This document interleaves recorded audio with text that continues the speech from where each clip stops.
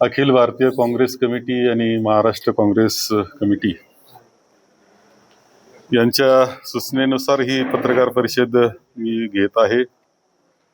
उपस्थित असलेल्या खासदार शोभाताई बच्छाव, उपाध्यक्ष प्रदेश काँग्रेसचे माननीय राजारामजी पानगावाने, माननीय शरदजी आहेर, जिल्हा काँग्रेसचे उत्तरचे अध्यक्ष रमेश कहांडोळे, दक्षिणचे अध्यक्ष भारत टाकेकर, आकाश छाजेड, ज्ञानेश्वरराव गायकवाड आणि उपस्थित कार्यकर्ते आणि सर्व पत्रकार बंधूंनो, आज अखिल भारतीय काँग्रेस कमिटी आणि प्रदेश काँग्रेसच्या माध्यमातून मला इथे पत्रकार परिषद घेण्याचं सांगण्यात आलेलं आहे. त्या पद्धतीने मी ही पत्रकार परिषद घेत आहे.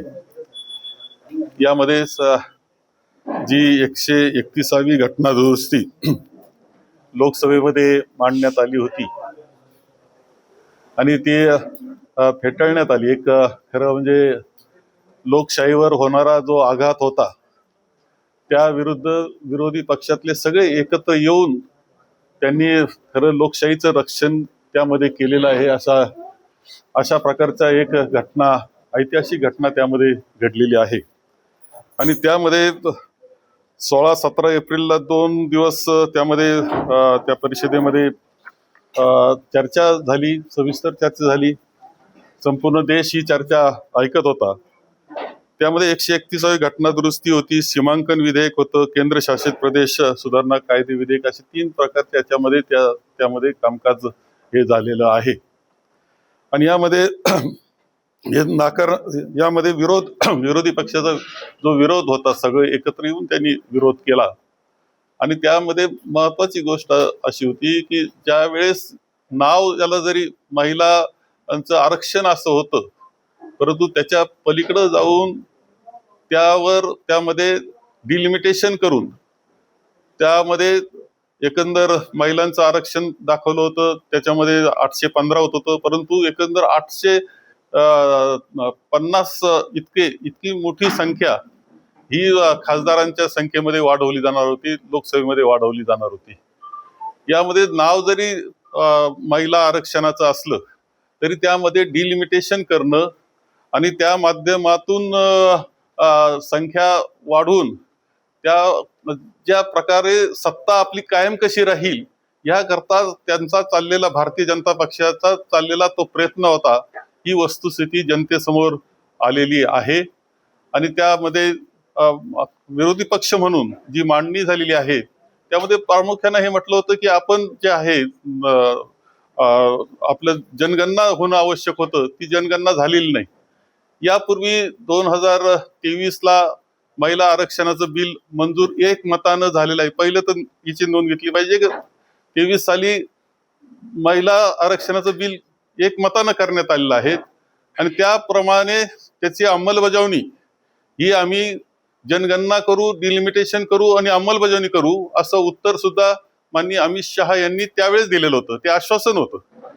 त्याच्यावर त्या बिलाप्रमाणे महिलांचं आरक्षणाचं अभिनंदन करणारं देशभर जाहीरपणे अभिनंदन करण्यात आलं होतं. देवेंद्र फडणवीस आपले माननीय मुख्यमंत्री यांनी सुद्धा पंतप्रधान महोदयांचं, त्याच गृहमंत्री महोदयांचं अभिनंदन केलं होतं की तुम्ही 23 साली चांगल्या पद्धतीनं हे आरक्षण दिलेलं आहे.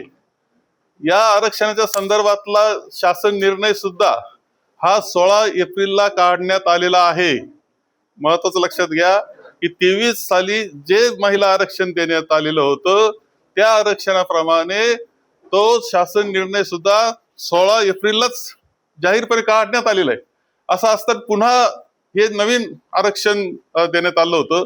याच्यामध्ये 2-3 आग्रह असा होता की तुम्ही पहिली जनगणना करून घ्या, जनगणनेमध्ये जातीनिहाय जनगणना तुम्ही करा आणि जे आरक्षण तुम्ही देणार असाल तर ते त्या पद्धतीनं सगळ्यांना समान संधी, सगळ्या समाज, त्याच्यात मागासवर्गीय आदिवासी यांना आहेच, पण ओबीसीला सुद्धा त्यामध्ये समाविष्ट करण्यात यावं, त्या पद्धतीनं आरक्षण द्यावं हा आग्रह हा विरोधी पक्षाच्या माध्यमातून माननीय राहुलजी यांनी सुद्धा केलेला होता.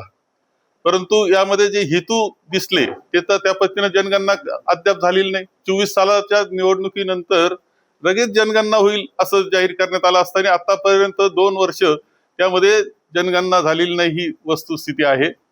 आणि त्याशिवाय आता ज्यावेळेस हे आरक्षण आणत असताना जनगणना त्यांनी बाजूलाच ठेवली आणि लगेच डिलिमिटेशन हे सुरू केलं. डिलिमिटेशन मध्ये स्पष्टपणे असं दिसतं की एकंदर देशामध्ये 815 आणि 35 म्हणजे 35 केंद्रशासित प्रदेश यांचं त्यामध्ये डिलिमिटेशन होणार होतं. ह्या सगळ्या सीमांकन म्हणतात त्याला, त्या पद्धतीने केलं जाणार होतं. हे करीत असताना अनेक गोष्टी घडणार होत्या.